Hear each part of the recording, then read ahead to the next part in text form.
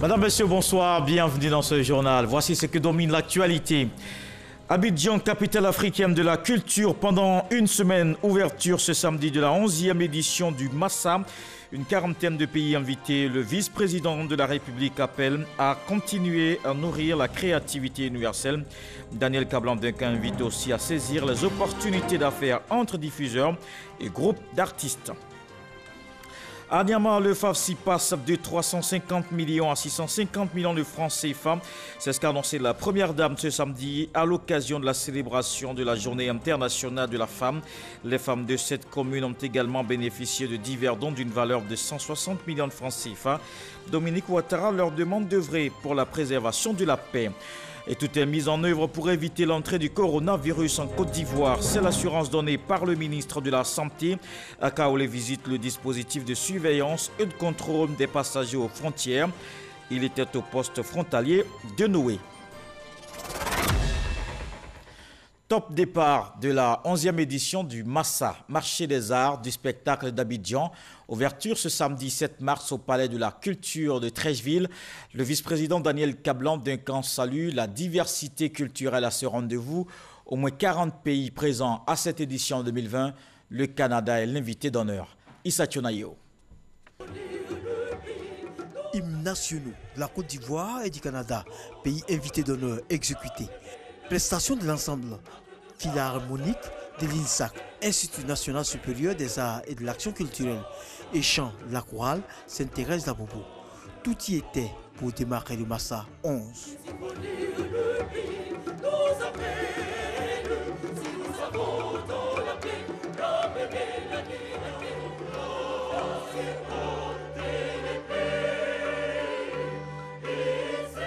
À la tête d'une commune cosmopolite, le maire de Treichville, Albert François Amicha, se réjouit du choix de sa cité pour abriter le Massa. Quant au commissaire général du marché, il explique le choix du thème de cette 11e édition du Massa, l'Afrique monde. Le Canada est le pays invité au regard de la culture de la diversité et de sa pratique du respect des droits des nations autochtones d'une part et du droit des diasporas récentes d'autre part, tout en conservant ses programmes dédiés aux enfants des écoles. Le Massa 2020 visera des audiences plus populaires en général et spécifiquement les jeunes. Pays hôte de ce Massa, le Canada reconnaît le dynamisme de la culture africaine. Notre culture est le reflet des valeurs canadiennes, la diversité, l'égalité, l'inclusion et le respect. Et nous sommes fiers de pouvoir la partager ici en Côte d'Ivoire à l'occasion de ce grand rendez-vous culturel. Le dialogue des cultures est l'essence du Massa, selon le ministre de la Culture et de la Francophonie, Maurice Kwaku Pandama. Courtisé par les artistes des autres continents, en raison de son succès planétaire, le marché s'est progressivement ouvert aux afro-descendants de la diaspora, aux Européens et aux Asiatiques, sans cesser d'être fortement panafricains. Tout en saluant son ouverture aux autres cultures, le vice-président Daniel Kablan-Duncan indique que le Massa est une activité rentable économiquement. Le Massa s'enracine dans l'histoire de notre pays. C'est une manifestation ouverte à l'image de la Côte d'Ivoire, terre de rencontre et terre de dialogue des cultures et des civilisations. L'une de ses ambitions affichées est d'œuvrer pour que les cultures et les arts d'Afrique puissent continuer de nourrir la créativité universelle. Le Massa n'est donc pas juste un festival local, mais un véritable marché de dimension internationale. Ainsi, l'un des acquis majeurs de cette manifestation est de favoriser la signature de contrats d'affaires entre diffuseurs et groupes artistiques. Car la culture n'est plus simplement une activité de divertissement. C'est aussi, je ne dirais pas surtout, mais autant une activité économique dont se nourrissent les industries culturelles. Au cours de ce Massa 11, favorisant le dialogue des cultures Un hommage sera rendu à la chorégraphe ivoirienne Rosemary Guiraud et celle du Burkina Faso, Irène Tassebendo. Le massacre qui prend fin le 14 mars. Et c'est dans la commune d'Anyama que s'est tenue la célébration de la Journée internationale de la femme. C'était ce samedi. La première dame a fait des dons aux femmes de la commune. Au total, 160 millions de francs CFA. Le fonds d'appui disponible dans la commune depuis 2013 sera porté à 650 millions de francs CFA. Pour Dominique Ouattara, cela permettra à plus de femmes d'initier des activités génératrices de revenus et d'être autonomes. Le point avec Alexis Ouedraogo. Ce samedi à Anyama, les femmes ont célébré la journée qui honore leurs droits. À leur côté, la première dame de Côte d'Ivoire, Dominique Ouattara. Dès son arrivée, petite visite de stand pour découvrir ce que les femmes en Côte d'Ivoire font de meilleur. Tour d'honneur et accueil chaleureux.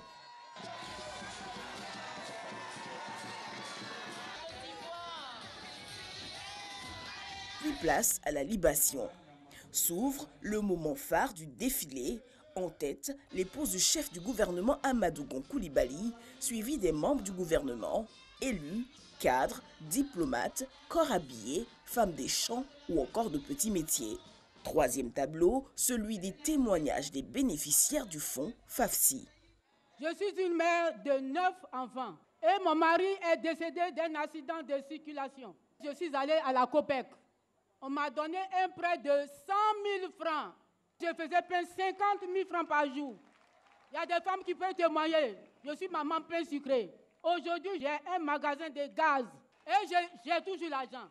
À côté de ses bénéficiaires, Germaine Lobou, au nom de l'Union des femmes d'Anyama, a tenu à remercier Dominique Ouattara pour son engagement à l'autonomisation des femmes. À sa suite, Philippe Poisson, coordonnateur résident du système des Nations Unies, n'a pas manqué d'insister sur la nécessité aujourd'hui de renforcer l'éducation des filles. La promotion des femmes et l'égalité femmes-hommes sont des conditions essentielles au progrès mondial. Nous ne pouvons pas construire l'avenir que nous voulons et atteindre les objectifs de développement durable sans la pleine participation des femmes.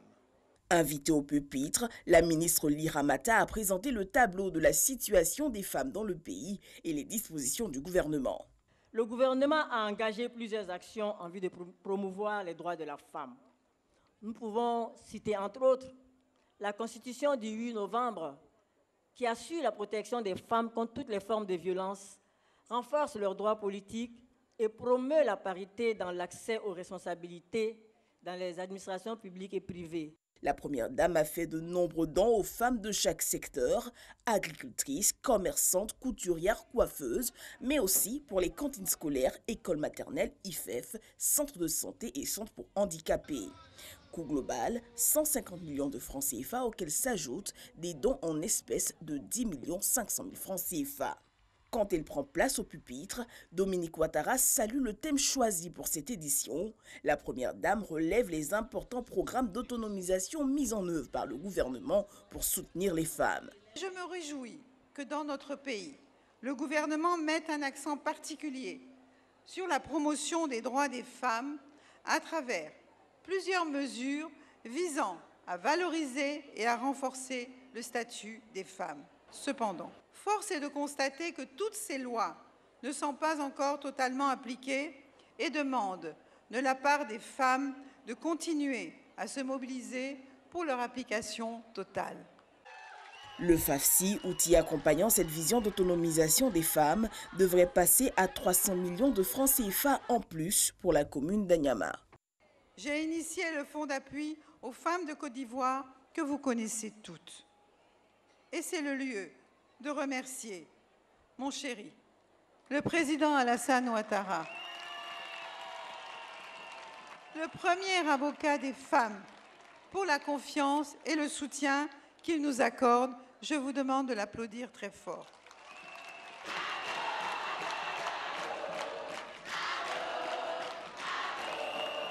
Je suis d'accord, ado, c'est le meilleur. Dominique Ouattara a engagé les femmes à jouer le rôle de garant de la paix et de la cohésion sociale. Les échéances électorales approchent. Il vous faudra prôner l'apaisement et le consensus au sein de notre société et toujours user de diplomatie et de sagesse pour apaiser les cœurs de vos époux et de vos enfants qui seront engagés dans la compétition politique. Votre rôle dans la préservation de la paix est d'autant plus important que les femmes et les enfants sont toujours ceux qui souffrent le plus des troubles sociaux. Notons que plusieurs prix couronnant des concours autour de cette célébration de la Journée internationale des droits de la femme ont été remis aux lauréats. Et les femmes de la commune d'Anyama ont salué toutes ces actions de la première dame en leur faveur. Elles se sont exprimées au terme de la cérémonie. Je vous propose quelques réactions. La présidente a magnifié les femmes. Et pour moi, c'est la paix. Tout le monde est ensemble. Madame la Première Dame nous a conviés ce matin pour célébrer la promotion de la femme au poste de décision, pour célébrer la femme et voir si effectivement leur autonomisation est une réalité dans notre pays. Nous profitons pour souhaiter une bonne fête à toutes les femmes de Côte d'Ivoire, à toutes les mamans de Côte d'Ivoire, à toutes ces femmes actrices de développement. Elles sont non seulement la moitié de l'humanité, mais en Côte d'Ivoire ici, nous avons près de 49% de femmes. Et aujourd'hui, le secteur informel, qui est un secteur important pour l'économie ivoirienne, ce secteur est dominé par les femmes. Cette fête de la femme pour cette année 2020 est l'occasion toute trouvée de rendre un hommage mérité à la mère de la nation, notre mère Teresa, Madame la Première Dame Dominique Ouattara, pour tout ce qu'elle apporte aux femmes de Côte d'Ivoire. La mise en place d'un ministère chargé de l'autonomisation est une avancée qu'il faut noter. Les lois qui permettent à la femme d'affirmer sa liberté, d'assumer ses propres choix sont de vrais acquis. Dans ce même élan de célébration, la RTI célèbre les femmes de l'entreprise. Le directeur général de la radio-télévision ivoirienne a rendu hommage à ces dames. Elles contribuent chaque jour à faire avancer le premier groupe audiovisuel, Fosseli Dambélé, les autres à être des modèles. Maïssa Nogo, Franck Wadio. C'est une journée particulière que celle vécue par les femmes de la Maison Bleue. Le directeur général de la radio-télévision ivoirienne, tige de fleurs à la main, sillonne bureaux et différents espaces de travail à la rencontre de ces braves femmes pour leur signifier tout l'attachement qu'ils portent à leurs efforts quotidiens. Ici, on parle de paix et notre pays a besoin de paix, nous sommes en paix. Et la femme, quand elle véhicule le message de paix, vraiment ça impacte la nation parce que quand la femme parle à la famille, elle parle à son homme, elle parle à ses enfants, le message est porté là où il faut et le message est exécuté. C'est la femme qui est le socle de la vie et c'est la femme qui est au centre du développement parce que dans un ménage sans la femme, vraiment il est difficile de fonder même un foyer. Il est important pour chacune d'elles de comprendre que cette journée n'est pas une journée pour la rabaisser, mais au contraire, c'est cette journée-là même qu'on lui offre pour faire valoriser ses capacités. Exhorter les femmes de la RTI à être des modèles et souligner l'intérêt de cette célébration, c'est l'essentiel de l'adresse de Fosseni Dambélé, qui a souhaité bonne célébration du 8 mars aux femmes de la RTI. Aujourd'hui, nous allons vers un monde d'égalité que je souhaite se renforcer. Donc être femme, si ce n'est un atout, ne saurait être un handicap. Et notre société a dû parcourir des chemins pour comprendre cela et l'accepter, notamment au niveau des hommes. Je sais pouvoir compter dans ce chantier sur chacune de vous pour votre engagement, pour votre sens de la fidélité et pour votre sens de responsabilité. Une remise symbolique de cadeaux a mis fin à cette célébration anticipée du 8 mars dédiée aux droits des femmes dans le monde.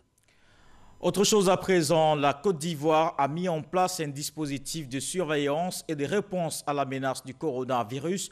Les moyens sont déployés. Le ministre de la Santé et de l'Hygiène publique visite le dispositif de contrôle des passagers. Jenaka Oulé était à la frontière de Noé dans le département d'Aboisseau.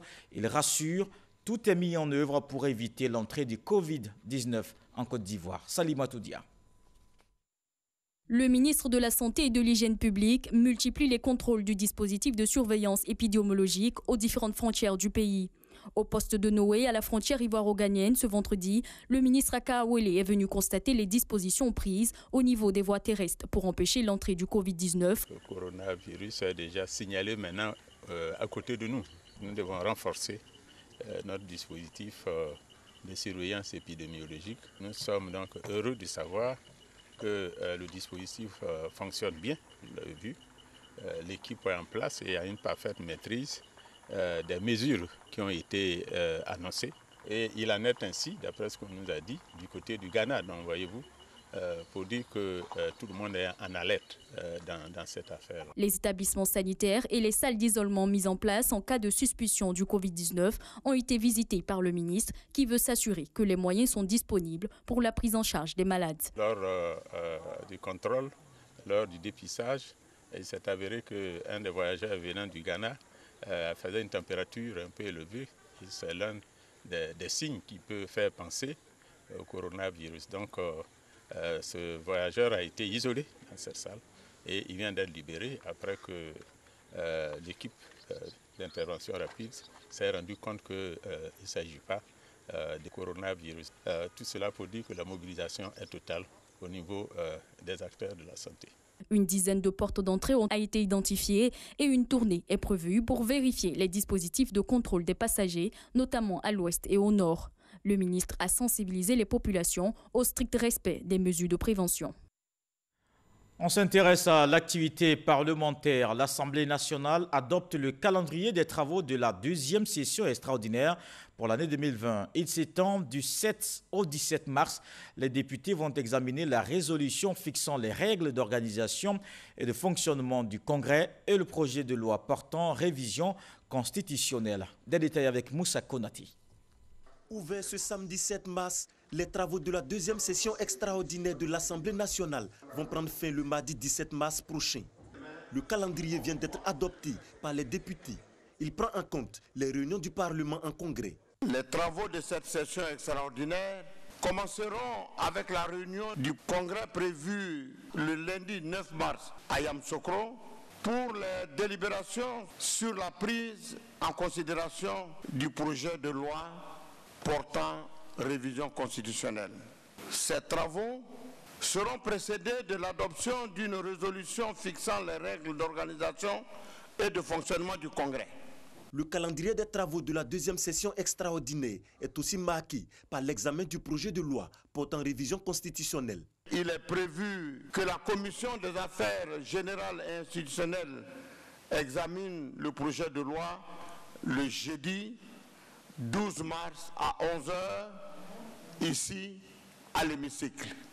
Et la séance plénière d'adoption du projet de loi se tiendra le lundi 16 mars à 10h.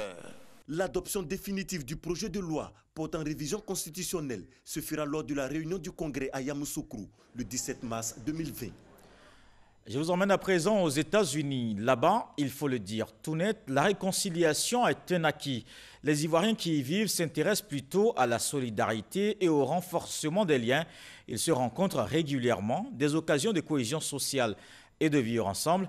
Ils appellent à tirer les leçons du passé pour regarder l'avenir avec espérance. Dans ce reportage que vous allez voir, Adama Kone s'est rendu à Washington et en Virginie. États-Unis, Washington, rue des Ambassades, ce lundi après-midi, à l'entrée de la représentation diplomatique ivoirienne. C'était un samedi, c'était vraiment bien, on a beaucoup échangé, c'était vraiment bien. Ah ouais. Et j'ai aimé ton discours, hein. Ah, sur la cohésion. Le mot est lâché, la cohésion sociale.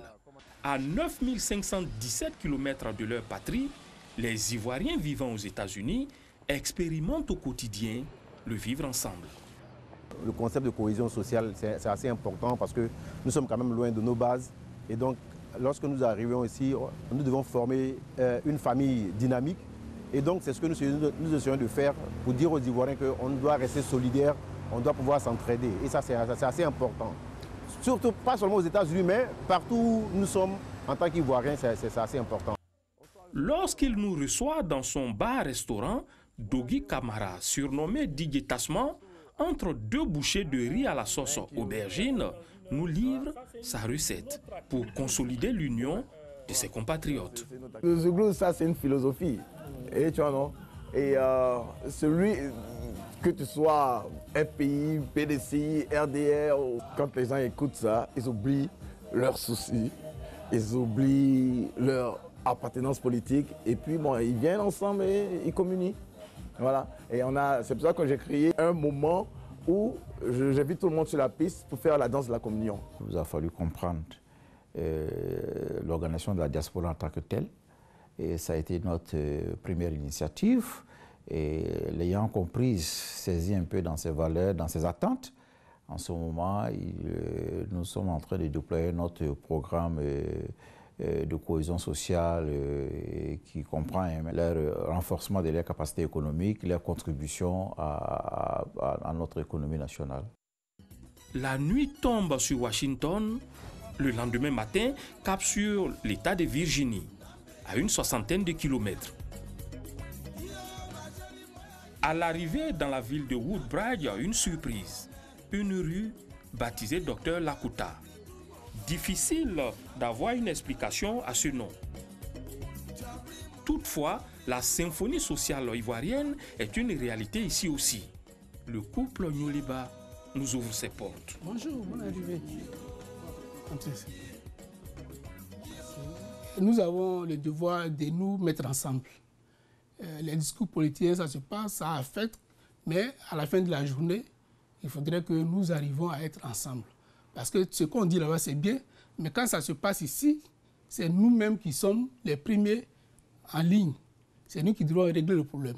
Donc, dans ce sens-là, toutes les années que j'ai passées, quand il y a un problème, on se met toujours ensemble. Ce ne sont pas de simples mots, ils joignent l'acte à la parole. Nous étions à un barbecue qui a été organisé par Aubin. Aubin qui est l'association des Sénoufos. On était là-bas. Et après, il y a une sœur aussi qui a fait sa dédicace musicale. Nous y étions. Il y a toujours les moyens où on se retrouve. Je fais partie d'Aubin, alors que je ne suis pas Sénoufo. Aubin, qui signifie en langue Sénoufo, unissons-nous, l'entente. Le couple Nyoliba ne manque pas d'interpeller sur la nécessité de la cohésion. Le pays a traversé une crise vraiment très difficile. Et cette crise a marqué beaucoup d'Ivoiriens. Ça nous a tous marqués. Mais au-delà de cette crise, on doit aller à une autre étape. Chaque chose a un temps. Il y a un temps où on est et il y a un temps où on meurt. Il y a un temps de guerre et il y a un temps de la paix. Il y a un temps de tristesse et il y a le temps de la joie. Cela ne veut pas dire qu'aujourd'hui tu es fâché, demain tu ne seras pas content. Donc le pardon, c'est la clé du paradis. Le discours politique en Côte d'Ivoire interpelle les consciences. Aux États-Unis, les Ivoiriens demandent de garder la mesure. Dieu permet à tout le monde de faire un demi-tour vers le droit chemin. OK? Donc, c'est pour cela que je reste positif. OK? Je sais que les Ivoiriens ont cette intelligence-là, OK? De définir, de voir un peu ce qui est bon pour eux. Ils ont vu un peu ce qui s'est passé dans le passé. Ils n'ont pas apprécié. Personne n'a apprécié. Okay?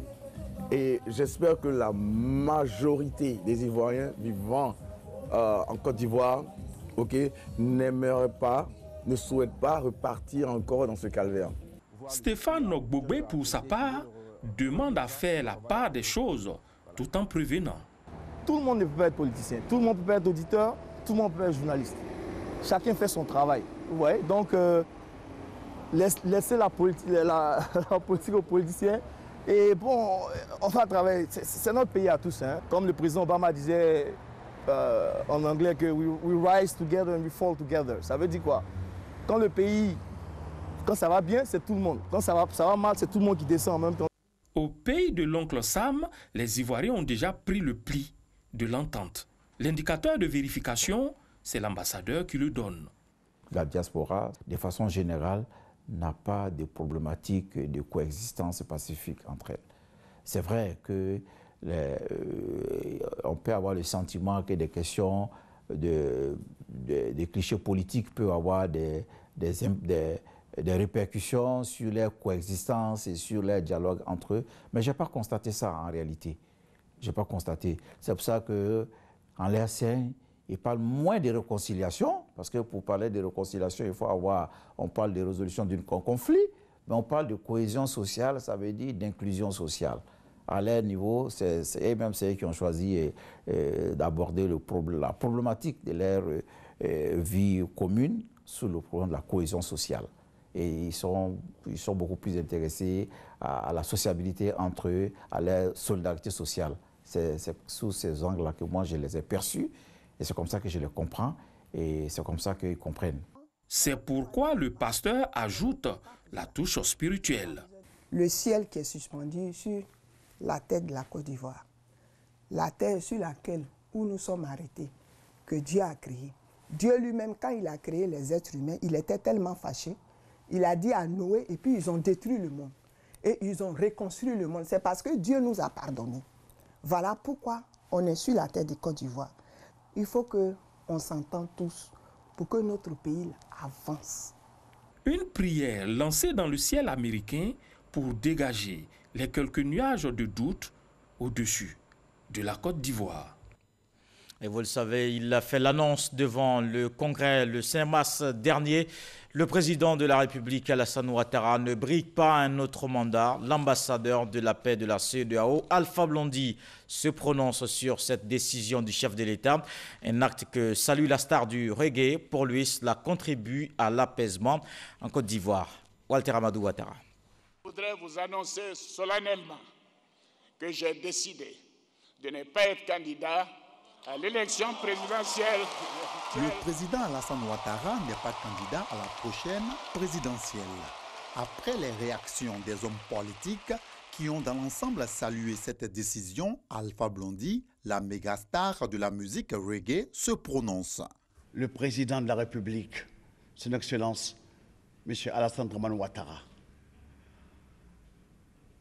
en tant qu'ambassadeur de paix de la CEDEAO en Côte d'Ivoire, cher aîné, vous venez de poser un acte historique, grandiose, avec élégance, comme l'a rêvé le président Félix Houphouët-Boigny. La paix, ce n'est pas un vain mot, c'est un comportement. Et ce comportement que vous venez d'avoir vous grandit. À l'instar de M. Mandela, vous avez donné l'exemple que la Côte d'Ivoire doit être bâtie dans la paix pour les générations futures. Et, cher aîné, l'histoire vous embrassera parce que vous êtes un grand. Vous venez de le prouver. Cette décision majeure vous fait entrer dans le panthéon des grands hommes politiques de ce monde et fait éviter à la Côte d'Ivoire le spectre d'une crise politique grave. Que Dieu bénisse la Côte d'Ivoire. Vive la Côte d'Ivoire, unifiée, pacifiée et glorifiée. Rappelons, c'est face aux parlementaires à Yamoussoukro le 5 mars que le président de la République a annoncé sa non-candidature à la prochaine élection présidentielle.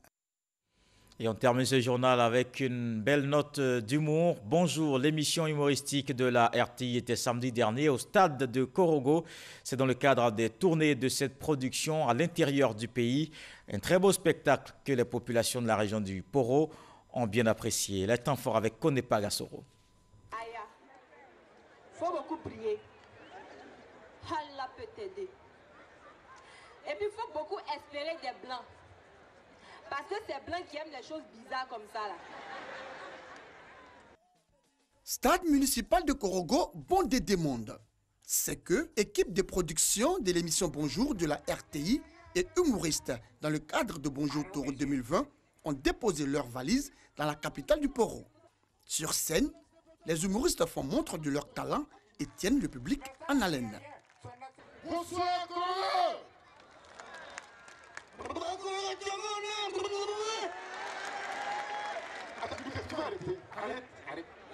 Arrête, c'est bon. Depuis 2012, on joue, on ensemble. Depuis quand tu parles, c'est nouveau. Je vous assure, j'ai vu une femme enceinte sur moto en train de cabrer. Bon, je diminue, elle n'était pas enceinte.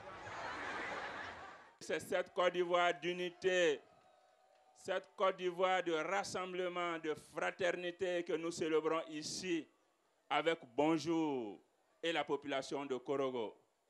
Merci à vous d'être venus si nombreux, montrer que les Ivoiriens sont ensemble. et ensemble construisent leur beau pays sous la direction de son Excellence Alassane Ouattara, avec une équipe dynamique à la tête de laquelle se trouve le Premier ministre Amadou Gon Coulibaly.